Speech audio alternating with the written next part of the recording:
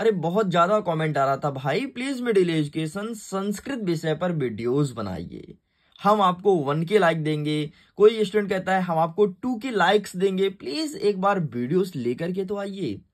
And आप लोग के डिमांडिंग वीडियोस जिसकी सबसे ज्यादा मांग थी पिछले 7 दिन से, कोई भी वीडियो उठा लो, कमेंट पढ़ो, संस्कृत संस्कृत संस्कृत, एक ही सब्जेक्ट का डिमांड था। इसका रीजन है मैंने सारे सब्जेक्ट का अपलोड कर दिया सिवाय संस्कृत।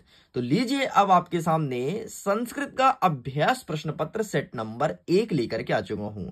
आपको पता है अर्धवार्षिक परीक्षा का जो पेपर रहेगा ना, वो 2 सेटों में आने वाला है। एक है सेट नंबर ए, दूसरा है सेट नंबर बी। आपके स्कूल में आपके हाथों में कौन सा सेट आ रहा है ये आपके स्कूल के शिक्षक ही तय करेंगे।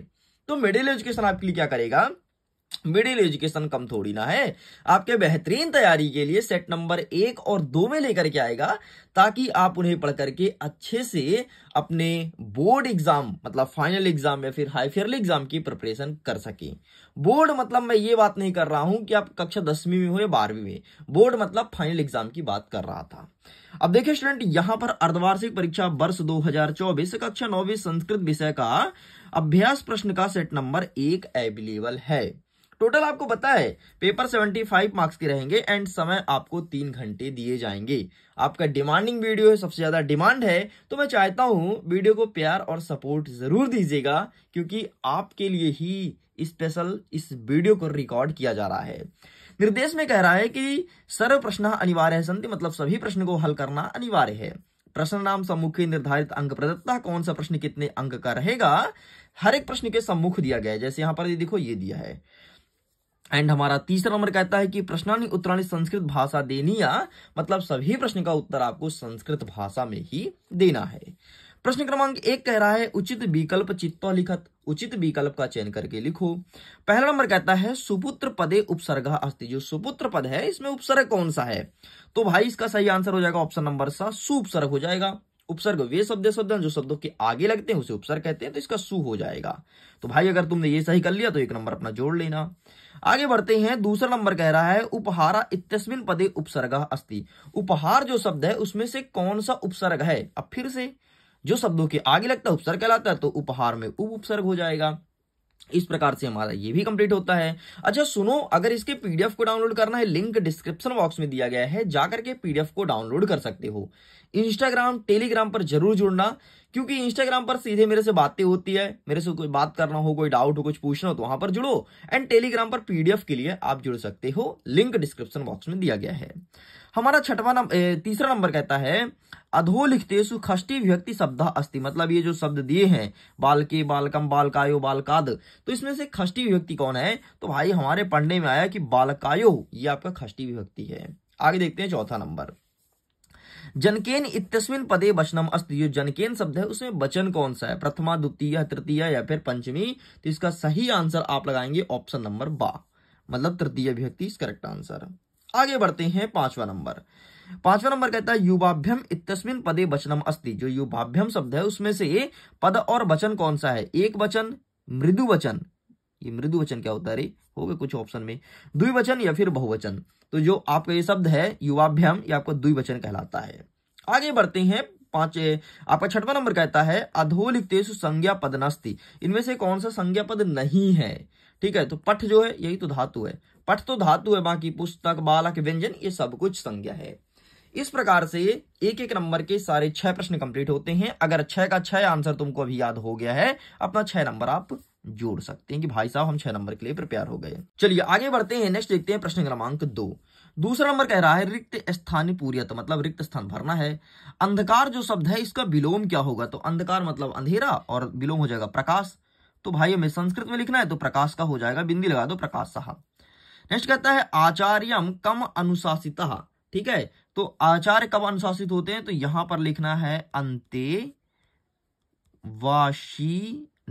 अंतेवासिनम, इतना लिख के कंप्लीट करेंगे। आगे देखते हैं, तीसरा नंबर कहता है स्वजना कुत्र प्रहारितः, तो हृदय यहां पर लिखना है, हृदय ये लिखेंगे। नेक्स्ट कहता है आपका घ नंबर लौह तुला पाठा अस्ति, जो लौह तुला पाठ है वो कहां संबंधित है, तो यहां पर आपको लिखना है पंचचरात्रम,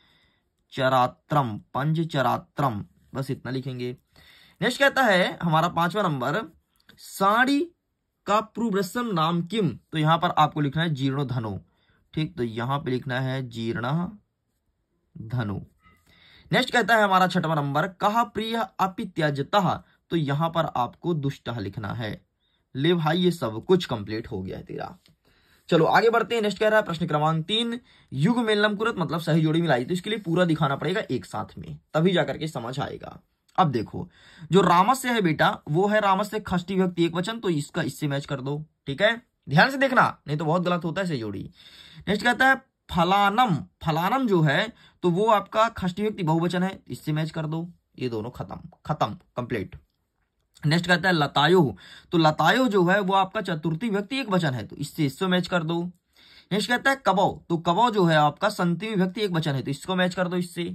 ठीक है, नेक्स्ट कहता है भनुना, तो भनुना जो है वो तृतीय विभक्ति एक वचन है, ये आमने सामने दिया है।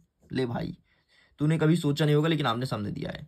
नेक्स्ट कहता है सुपुत्रम, सुपुत्रम में सुप स्वर्ग है, तो यहां मिला दो। ले भाई कंप्लीट हो गया। इस प्रकार से प्रश्न क्रमांक 3 तक हमने सब कुछ कंप्लीट कर दिया। आगे बढ़ते हैं प्रश्न क्रमांक 4 की तरफ, जिसमें कह रहा है एक वाक्य उत्तरम लिखत। अब आपको उत्तर लिखना है वो भी एक वाक्य में। ठीक है भाई देखते हैं। बाल कहा अधुना पठत इत्यस्मिन पदे अव्यय पद किम, मतलब इनमें से अव्यय कौन सा है, तो अव्यय हो जाएगा आपका अधुना। बस यही आपको लिखना है, उत्तर हो जाएगा। ठीक, अव्यय पद पहचानना था। नेक्स्ट कह रहा है कि धनम बिना जीवनम वृथा भवति इत्यस्मिन पदे अव्यय। अब इसमें अव्यय कौन सा है, तो इसमें अव्यय आपको हो जाएगा बिना हो जाएगा और वृथा, दो अव्यय इसमें, तो एक लिख दो बिना और दूसरा लगोगे कॉमा लगा के वृथा। ये है मतलब दो सेंटेंस इसमें दिया है। नेक्स्ट कहता है अथा रामायण कथा अभ्यरन्ते इत्यस्मिन पदे अव्यय पद किम, मतलब अब इनमें से अव्यय कौन सा है, तो इनमें अव्यय हो जाएगा आपका अथ, तो अथ यहां पर लिख देना है। आगे बढ़ते हैं। नेक्स्ट कहता है द्वे अव्यय पदम लिखत, दो अव्यय पद लिखना है, तो यहां पर एक अव्यय में लिख देता हूं सहसा, कुछ भी लिख दो। ठीक है, यहां पर इतने सारे अव्यय तो हैं, और एक लिखना है यद्यपि। ठीक है, एक लिख सकते हो अपि, खूब सारे अव्यय हैं यार, जो लिखना हो वो लिख दो। सॉरी आपको दिखाई नहीं दे रहा था, I am really so sorry. अब देख लो। ठीक है, ये है। नेक्स्ट कहता है 5वां नंबर, कोहिलम माँ कुरु इत्यस्मिन पदे अव्यय पद अस्ति, तो इसमें अव्यय कौन सा, इसमें माँ हो जाएगा अव्यय, बड़ा माँ आपको लिख देना यहाँ पर। नेक्स्ट कहता है गजा सनय सनय चलति इत्यस्मिन वाक्य अव्यय पदम लिखत, तो यहां पर आपको सनह सनय हो जाएगा, एंड ये लिखोगे सनह सनह। ले भाई तेरा ये सब कुछ हो गया कंप्लीट। आगे बढ़ते हैं। नेक्स्ट प्रश्न क्रमांक 5, शुद्ध वाक्य समक्ष आम लिखत अशुद्ध वाक्य समक्ष ना लिखत, मतलब जो सही है उसमें सत्य लिखना है, जो गलत है उसमें असत्य लिखना है। पहला नंबर कहता है नास्त इत्यस्मिन पदे व्यंजन संधि अस्ति, जो नास्ति है वो क्या व्यंजन संधि है, बिल्कुल सही है, सॉरी गलत है, तो यहाँ पर ना लिख दोगे। नेक्स्ट कहता है दीर्घ संधि उदाहरण मनोहर अस्ति, जो दीर्घ संधि है उसका उदाहरण मनोहर है, तो यहाँ पर ना लिख दोगे, नहीं दीर्घ संधि नहीं है। नेक्स्ट कहता है सुरेशा यण संधि उदाहरण अस्ति, जो सुरेश है वो यण संधि है, तो ये भी नहीं, तो यहाँ पे ना लिख दोगे। आगे बढ़ते हैं। तथैव वृद्धि संधि उदाहरण अस्ति, जो तथैव है वो वृद्धि संधि है, तो बिल्कुल सही है, तो आम लिख दोगे। मतलब जो सही है उसमें आम लिखना है, जो गलत है उसमें ना लिखना है। तत्धन लीन बराबर तुल्लीन हो जाएगा, तो ये बिल्कुल गलत है, नहीं हो तो ना लिखोगे। तत्धन लीन बराबर तल्लीन होगा, तो लीन नहीं होगा, यहाँ पर तो लिखा देखो इसलिए गलत है। महाधन औषधि बराबर महौषधि हो जाएगा, तो बिल्कुल सही है, तो आम लिख दोगे। इस प्रकार से आपका ये होता है कंप्लीट। चलिए आगे बढ़ते हैं प्रश्न क्रमांक 6 से, और आगे के क्वेश्चन और आंसर को कवर करते हैं। तो मैं एक काम करता हूं, इसके क्वेश्चन और आंसर जो भी होगा ना आमने सामने लिख दूंगा, तो फटाफट आप इसका फोटो खींच लेना। चलो हमारा प्रश्न नंबर पहला कह रहा है कि कवि का संबोधित, मतलब कवि जो है वो क्या संबोधित कर रहा है, तो यहां पर आपको बाणी लिखना है बस। ठीक, जहां पर का है वहां पर बाणी लिख देना, बाकी सब कुछ सेम रहेगा। अथवा में कहता है स्वर्ण काका काम अखादत, स्वर्ण काका काम अखादत, तो काम के स्थान पर आपको क्या लिखना है, तंडुलामु, तंडुलाम, बस ये लिख के कंप्लीट करेंगे। आगे बढ़ते हैं। 7वां नंबर कहता है जीमूत वाहना कस्य पुत्र आसीत, जीमूत वाहन किसका पुत्र था, तो ये जीमूत वाहन जीमूत केतु का पुत्र था, तो कस्य के स्थान पर क्या लिखोगे, मैं लिख देता हूं जीमूत केतु, बस इतना लिख के कंप्लीट करेंगे। आगे बढ़ते हैं। अथवा में कहता है के मधु संग्रह व्याग्रह अभवत, तो यहां पर आपको लिखना है मधुकारा, मधुकारा, बस जहां पर के लिखा है वहां पर मधुकारा लिखोगे, बाकी सब कुछ सेम रहेगा। आगे बढ़ते हैं। 8वां नंबर, पुरुषः किस्तभी की करोमि, पुरुषः किस्तभी की करोमि, तो यहां पर आपको जहां पर की लिखा है वहां पर लिखना है सेतु निर्माणम, सेतु निर्माणम। ले भाई इतना लिख के कंप्लीट कर देना है। आगे देखते हैं, अथवा कहता है वित्ततः क्षीणा कीदृशी भवति, वित्ततः क्षीणा कीदृशी भवति, तो इसका सही आंसर आपको लिखोगे वित्तः क्षीणा अक्षीणः, जहां पर कितती लिखा है वहां पर लिख दोगे अक्षीणा, ये हो गया तुम्हारा आंसर। आगे बढ़ते हैं, 9वां नंबर कहता है कवि कीदृशी वीणा निर्दयन्तु प्रार्थ्यति, ठीक है, ये प्रश्न पूछा है, तो यहां पर इसका सही आंसर क्या लिखोगे, यहां पर हो जाएगा आपका कवि नवीनम, नवीनाम वीणा, बस कीदृशी के स्थान पर नवीनाम कर देना है बस। अथवा में कहता है प्रकृति के साम रक्षणायाम यतते, ये चीज बोला गया है, तो यहां पर आपका हो जाएगा सिंपल सा पृथ्वी के साम के स्थान पर हो जाएगा आपका प्राणी नाम। ले भाई ये कंप्लीट होता है। 10वां नंबर कहता है बाला कदा क्रीडंतुम आगच्छत, बाला कदा क्रीडंतुम आगच्छत, तो यहां पर आपको लिख देना है सिंपल सा कदा के स्थान पर पाठशाला, पाठशाला गमन, पाठशाला गमन बेलयाम। ले भाई ये भी तेरा होता है कंप्लीट। आगे बढ़ते हैं, अथवम कहता है जीमूत वाहने कीदृशी आसीत, ये पूछा है जीमूत वाहने कीदृशी आसीत, तो कीदृशी के स्थान पर पता है क्या लिखोगे, महान दानवीरः, महान दानवीरः सर्व सर्वभूतानुकंपी आसीत। लो भाई ये रहा इसका पूरा आंसर। आगे बढ़ते हैं, 11वां नंबर कहता है कि सज्जना मैत्री कीदृशी कीदृशी भवति, तो सज्जना मैत्री इसका आंसर लिख देता हूं पुरा लंघवी पश्चात, पुरा लंघवी पश्चात चा बुद्धमती भवति, बुद्धिमती और अंतिम लिख दोगे भवती, यहाँ कीदृशी के स्थान पर केवल ये लिखना, बाकी सब कुछ सेम रहेगा। नेक्स्ट कह रहा है लोक रक्षा कथा संभवती, तो कथा के स्थान पर केवल आपको लिखना है प्रकृति रक्षा एव, बस इतना लिख के कंप्लीट करेंगे।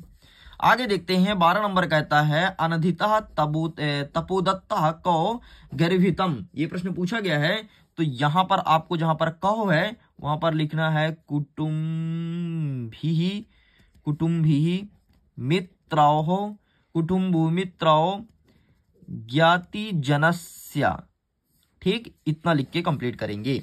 आगे देखते हैं, अथवम कहता है कि प्रकृति प्रमुख तत्वानि कानि सन्ति, मतलब जो प्रकृति का प्रमुख तत्व है वो कौन कौन सा है, तो पहले तो पृथ्वी है, ठीक है, तो पृथ्वी लिखोगे, पृथ्वी इस प्रकार से, फिर लिखोगे जल है तो पानी लिखोगे, मतलब जलम लिखोगे, फिर तेज लिखोगे मतलब अग्नि हो गया आपका, फिर वायु है तो वायु लिखोगे, और अंतिम में है आकाश, ठीक है भाई, तो ये लिख दोगे आकाश। इस प्रकार से ये होता है कंप्लीट।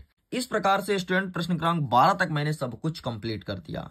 13वां नंबर हम बाद में कवर करेंगे एक नेक्स्ट पार्ट के वीडियो में, क्योंकि बहुत ज्यादा वीडियो लॉन्ग हो जाएगा, और सारे क्वेश्चन का आंसर यहाँ पर लिखा तो फटाफट स्क्रीनशॉट ले लो और सारे क्वेश्चंस को अच्छे से पढ़ लेना। बाकी हम जल्दी मिलेंगे आपके प्रश्न क्रमांक 13 से लेकर के सेकंड पार्ट के वीडियो में, जिसमें आगे क्वेश्चंस को कवर करने वाले हैं। मैं वीडियो एंड करता हूं, एग्जाम के लिए ऑल द बेस्ट, खुश रहिए, पढ़ते रहिए, मुस्कुराते रहिए। PDF को डाउनलोड कीजिए, लिंक डिस्क्रिप्शन बॉक्स में दिया गया है।